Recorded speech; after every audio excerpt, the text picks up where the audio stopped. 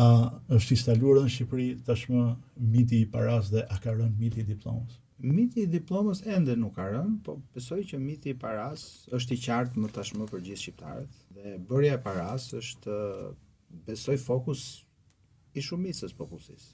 Me të mirët e të këqijat, paraja gjithmonë vjen me të mirët e të këqijat e saj dhe besoj që edhe në shoqërinë tonë ka ardhur me të mirët e të këqijat e saj.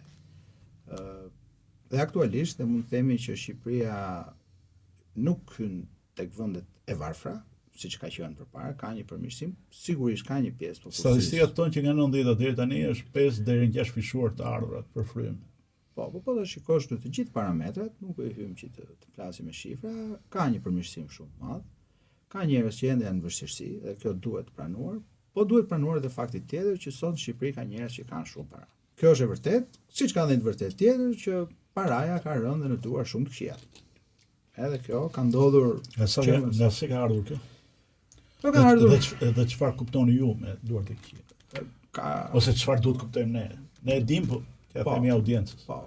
Me duart të këqija nuk kuptojmë që ka rënë në duart të njerëzve të cilët kanë bërë çdo lloj aktiviteti. Që janë aktivitete paligjshme, aktivitete, po theni, deri kriminale, kanë marrë riske të cilat nuk janë riske biznesi, po janë riske të një forme tjetër dhe këto kanë ndodhur për shkak të atij tranzicionit të tmerrshëm që ne patëm, se duhet kuptojmë që ishin vendi më i varfër, njerëzit morën çfarëdo lloj rreziku përsipër.